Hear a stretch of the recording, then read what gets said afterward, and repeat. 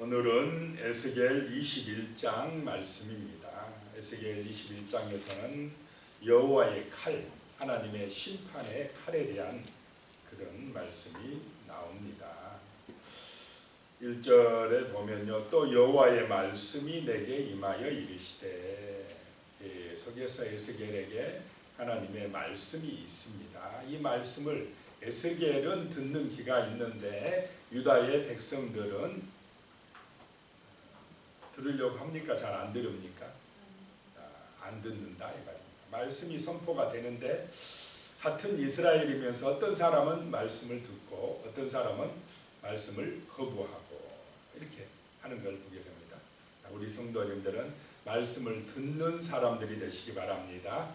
말씀을 듣고 그 말씀이 나의 삶에 빛이 되도록, 교훈이 되도록 그렇게 하는 백성이 하나님의 백성이고, 말씀보다는 자기 생각대로 세상을 따라가는 사람들은 하나님의 백성이 아니어서 심판을 받게 된다라고 하는 것입니다. 그래서 우리 앞에 구원의 길이 있고 심판의 길이 있다라고 하는 것입니다. 너무나 많은 사람들이 이 넓은 길, 심판의 길, 지옥의 길로 가고 있는데 말씀을 붙들고 순종하는 백성들은 구원의 길, 생명의 길, 좁은 길을 가게 될 줄로 믿습니다. 말씀이 들려지는 길이 생명의 길이다 라고 하는 것입니다. 2절에 보니까요, 인자야 에스겔아 너는 얼굴을 예루살렘으로 향하며 성소를 향하여 소리내어 이스라엘 땅에게 애언하라 라고 말씀합니다. 어디를 향하여 얼굴을 하라고 합니까? 향하라.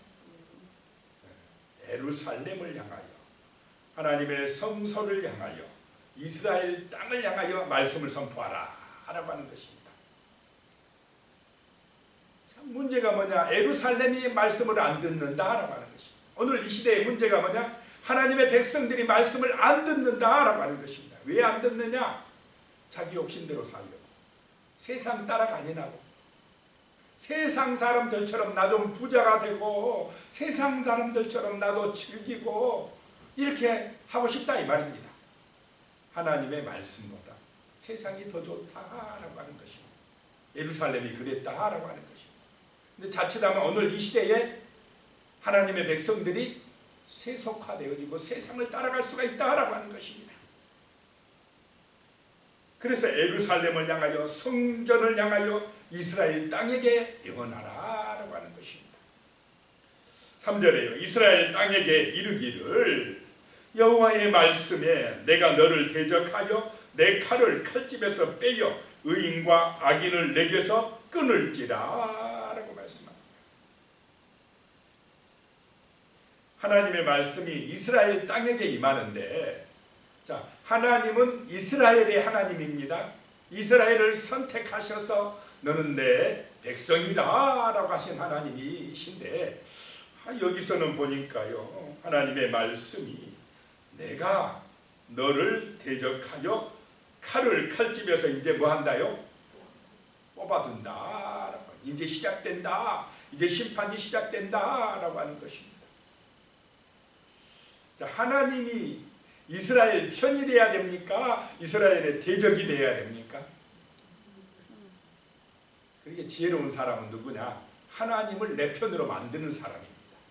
그럼 어떤 사람에게 하나님이 함께 하느냐? 말씀에 순종하는 사람인 줄로 믿으시기 바랍니다.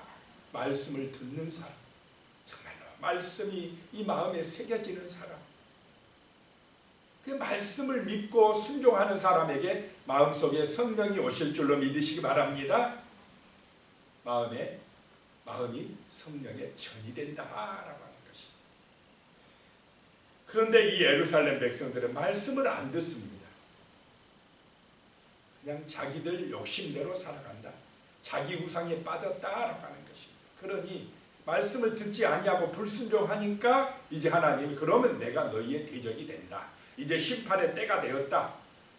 칼을 뽑아들 때가 되었다라고 하는 것입니다. 4절에요. 내가 의인과 악인을 내게서 끈을 터이므로 내 칼을 칼집에서 빼어 모든 육체를 남에서 북까지 치리니 그랬습니다. 자, 하나님이 칼을 뽑아둘 때는 의인이나 악인이나 다 피해를 본다 이 말입니다. 자, 예루살렘 안에도 정말 하나님을 섬기려고 하는 진실한 에스겔 같은 에레미야 같은 의인들도 있습니까? 없습니까? 있는데도 다수가 불순종하고 있으니까 에레미야나 에스겔이나 이런 정말 어떻게 보면 의인들까지 끌려간다 이 말입니다. 피해를 본다 이 말입니다. 육체적으로는 그렇다는 것입니다. 전쟁이 터지면은 선한 사람이나 악한 사람은 어떻게 같이 피해 봅니까? 안 봅니까? 같이 피해를 보는 것입니다. 5절에 모든 육체는 나 여호와가 내 칼을 칼집에서 빼낸 줄을 알지라 칼이 다시 꽂히지 아니하리라 하셨다 하라. 칼이 다시 꽂히지 않는다는 것은 이제 끝까지 간다 이 말입니다. 심판이 완전히 강력하게 임한다는 것입니다. 6절에요. 인자야 탄식하되 너는 허리가 끊어지듯 탄식하라. 그들의 목전에서 슬피 탄식하라. 자, 이런 소식을 들은 에스겔 마음이 어떠하겠습니까? 예루살렘이 완전히 멸망한다 이 말입니다. 에스겔아 너는 이 백성들 앞에서 탄식하여 막 울어라 이 말입니다. 울어라. 보는 데서 울어라. 왜냐? 하도 안 믿으니까 네가 울어라 울어. 허리가 끊어지도록 그렇게 울어라 탄식해라. 7절이에요. 그들이 내게 묻기를 내가 어찌하여 탄식하느냐 하거든 대답하기를 재앙이 다가온다는 소문 때문이니 각 마음이 녹으며 모든 손이 약하여지며 강력이 쇠하며 모든 무릎이 물과 같이 약해지리라. 보라 재앙이 오나니 반드시 이루어지리라. 주 여호와의 말씀이니라. 자, 중요한 것은 우리가 볼 때 사람들 눈에 보이는 것에 따라서 마음이 요동을 칩니다. 아이고 태풍 온다 그럼 겁난다. 아니면 또 코로나 때문에 막 경제가 이충거린다. 전쟁이 터졌단다. 이런 것들은 우리 눈으로 이렇게 확인할 수 있습니까? 없습니까? 그런 거 보고 우리가 두려워 떨지만 그거는 눈에 보이는 것이고 그 보이지 않는 뒤에 뭐가 있느냐? 하나님의 손이 있는 줄로 믿으시기 바랍니다. 하나님의 말씀의 칼이 있다 이 말입니다. 그래서 요한계시록 같은 데 말씀의 검이다. 말씀이 검이다. 자, 말씀이 어떤 사람에게는 구원이 되지만 하나님의 말씀이 어떤 사람에게는 심판의 불이 되거나 심판의 여기서는 칼이 되거나 한다라고 하는 것입니다. 그래서 우리는 말씀이 우리에게 구원의 말씀이 되시기를 축복합니다. 순종하는 사람에게는 축복의 말씀이 됩니다. 그런데 불순종하는 사람들에게는 이 말씀이 칼이 되고 불이 되어진다. 심판의 도구가 되어진다라고 하는 것입니다. 그래서 그 심판이 오면 재앙이 오면 사람들의 마음이 녹아버려요. 마음이 불안하고 막 마음이 초조해지고 마음이 막 불안해 근심에 휩싸이고 모든 손이 약해져. 손이 일이 잡히겠습니까? 재앙이 오는데 손이 일이 안 잡혀요. 손이 약하여지고 각 영이 쇠하여져. 모든 무릎이 물과 같이 약해지라. 막 무릎이 덜덜덜덜 떨어요. 심판대 앞에 서면 최고의 심판대 앞에 딱 섰을 때 자기가 이제 지옥에 간다고 생각하면 떨리겠습니까? 안 떨리겠습니까? 막 덜덜덜덜 떨리게 된다 이 말입니다. 그런 심판이 온다, 그런 재앙이 온다라고 에스겔이 이야기하는데도 그렇게 에스겔이 통곡하며 탄식하는데도 너희들 뭐하냐? 에스겔이 그런다 이 말. 너 뭐하냐?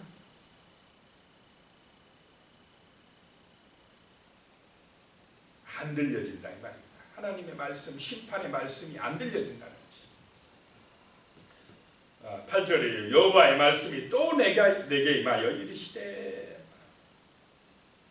9절에요. 인자야 에스겔아 너는 예언하여 여호와의 말씀을 이같이 말하라. 칼이여 날카롭고도 빛나도다. 그 칼이 지금 날카롭고 막 너무 잘 갈아져가지고 빛이 번쩍번쩍 난다 이 말입니다. 10절에 그 칼이 날카로움은 죽임을 위함이요 빛남은 번개같이 되기 위함이니 우리가 즐거워하겠느냐. 내 아들의 규가 모든 나무를 없인 여기는도다. 지금 이런 때 즐거워해야 되겠느냐? 심판이 오면은 어떻게 즐거워할 수 있겠느냐? 내 아들의 규가, 여기서 실제 앞으로는 내 아들이 심판자인 그리스도인 줄로 믿으시기 바랍니다. 모든 나무를 업신여길 것이다. 결국 지금 예루살렘이 심판받지만은 나중에는 이 온 세상이 예수 그리스도의 재림할 때는 심판의 불에 휩싸이게 된다는 것입니다. 그래서 정말 우리는 하나님의 아들 예수 그리스도 그분을 의지하고 하나님의 은혜 안에 말씀 안에 순종하는 삶을 살아가야 될 줄로 믿습니다. 생명의 길을 가야 된다는 것입니다. 11절에 그 칼을 손에 잡아 쓸만하도록 빛나게 하되 죽이는 자의 손에 넘기기 위하여 날카롭고도 빛나게 하였도다 하셨다 하라. 아주 날카롭게 준비되었다는 것입니다. 죽이는 자의 손에 넘기기 위하여. 죽이는 자가 누구냐? 이것은 바벨론 왕입니다. 바벨론에게 넘겨서 예루살렘을 심판하게 하겠다는 것입니다. 12절에 인자야 너는 부르짖어 슬피 울지어다. 이것이 내 백성에게 임하며 이스라엘 모든 고관에게 임함이로다. 그들과 내 백성이 함께 칼에 넘긴 바 되었으니 너는 내 넓적다리를 칠지어다. 막 넓적다리를 치면서 탄식하라 이 말입니다. 13절에 이것이 시험이라. 만일 업신여기는 규가 없어지면 어찌할까? 주 여호와의 말씀입니다. 이것이 시험이다. 시험이 금방 온다. 꼭 온다. 만일 업신여기는 규가, 유다의 왕권이, 왕들이 다 이제 사라지면 어떻게 되겠느냐라고 하는 것입니다. 그런 날이 온다는 것입니다. 14절에 그러므로 인자야 너는 예언하며 손뼉을 쳐서 칼로 두세 번 거듭 쓰이게 하라. 이 칼은 죽이는 칼이라. 사람들을 둘러싸고 죽이는 큰 칼이로다 라고 말씀합니다. 16절에 칼아 모이라. 오른쪽을 치라. 계열을 맞추라. 왼쪽을 치라. 향한 대로 가라. 칼에게 명령을 내리고 있습니다. 칼이 군대가 되어 임한다 라고 하는 것입니다. 19절에 인자야 너는 바벨론 왕의 칼이 올 두 길을 한 땅에서 나오도록 그리되 곧 성으로 들어가는 길 어기에다 길이 나뉘는 지시표를 하여 바벨론 왕이 군대가 오는 길을 이제 그리되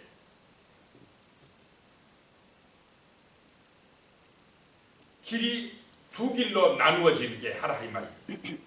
그래서 20절에 보니까 칼이 암몬 족속의 나빠에 이르는 길과 유다의 견고한 성 예루살렘에 이르는 길을 그리라. 자, 두 길이 나타납니다. 바벨론 왕이 오다가 암몬으로 갈 거냐 유대의 예루살렘으로 갈 거냐 두 길에서 이제 점을 친다는 것입니다. 자, 어느 길로 가야 됩니까? 하나님이 이스라엘 편이면 어느 길로 가게 해야 됩니까? 재앙이 오다가도 그냥 다른 길로 가야 되지 않겠습니까? 그런데 21절에 바벨론 왕이 그 갈래길 곧 두 길 어기에 서서 점을 치되 화살들을 흔들어 우상에게 묻고 희생 제물의 간을 살펴서 거기서 점을 치는데 세 번이나 물어요. 한 가지만 물으면은 이제 틀릴 것 같으니까 세 가지나 이제 점을 치는데 첫 번째 점이 뭐냐? 화살들을 흔들어. 화살 여러 개를 딱 그냥 놔두고요. 그 밑에 뒤에다 화살 끝에다 장소를 써요. 그래 화살을 막 흔들어서 하나를 딱 뽑습니다. 어디가 걸렸겠습니까? 예루살렘. 하나님은 그 점을 치는 것까지 주관해 버리는 줄로 믿으시기 바랍니다. 그리고 우상에게 막 드라빔을 흔들면서 우상에게 물었어요. 또 어디가 당첨됩니까? 이 길이냐 저 길이냐 하는데 암몬이 아니라 예루살렘. 우상에게 물어도 예루살렘을 하나님이 나오게 만들어버립니다. 그 다음에 희생 제물의 간을 살펴서 그럽니다. 옛날에 이 시대는 점을 칠 때에 이 짐승의 간을 꺼내가지고 색깔을 딱 살펴보고 그 색에 따라서 결정을 하는데 아니 그 색깔이 또 예루살렘으로 가라고 딱 나와버립니다. 자, 누가 심판하고자 하시기 때문에 이렇게 돼버립니까? 하나님이 역사하니까 그냥 예루살렘으로 선택하라 라고 하는 것입니다. 22절에 오른손에 예루살렘으로 갈 정궤를 얻었으므로 공성태를 설치하며 입을 벌리고 죽이며 소리를 높여 외치며 성문을 향하여 공성태를 설치하고 토성을 쌓고 사다리를 세우게 되었나니, 공성태는 큰 나무들로 이런 성을 넘어가도록 바퀴는 밑에 달고 막 밀고 가서 막 성문을 부서뜨리는 끝을 나무 끝을 좁빗좁빗하게 만들어서 그렇게 만든 그런 큰 전쟁 무기가 공성태이고, 또 토성을 예루살렘 주변에 흙을 많이 싸서 넘어가도록 하고 사다리로 만들어서 막 넘어가게 예루살렘을 칠 준비를 바벨론 왕이 다 하게 했다라고 하는 것입니다.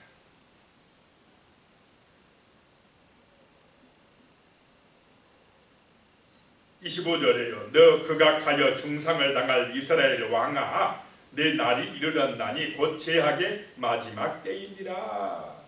극악하여 중상을 당한 이스라엘 왕은 여기서는 마지막 왕 시드기야를 말합니다. 26절에 주 여호와께서 이같이 말씀하셨느니라. 관을 제거하며 왕관을 벗길지라 그대로 두지 못하리니 낮은 자를 높이고 높은 자를 낮출 것이니라 라고 말씀합니다. 27절이에요. 내가 엎드려 뜨리고 엎드려 뜨리고 엎드려 뜨리려니와 이것도 다시 잊지 못하리라. 마땅히 얻을 자가 이르면 그에게 주리라. 엎드려 뜨리고 3번 반복하는 것은 최상급을 말합니다. 분명하게 반드시 그렇게 하시겠다는 것입니다. 그래서 유대 왕권은 끝나버리고 이제 하나님께서 마땅히 얻을 자가 이르면 그에게 주리라. 마땅히 얻을 자가 누구겠습니까? 예수 그리스도에게 이제 영원한 왕권을 주시겠다라고 하는 것입니다. 이렇게 예루살렘을 심판하시고 28절부터 32절까지는 암몬을 심판하시겠다라고 하는 것입니다. 이제 그 칼이 이제는 암몬에게 향한다라고 하는 것입니다. 예루살렘 동쪽에 있는 암몬, 노세 후손이죠. 거기에 임하겠다라고 하는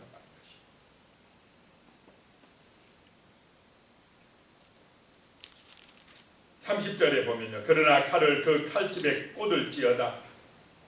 내가 지음을 받은 곳에서 내가 출생한 땅에서 내가 너를 심판하리로다.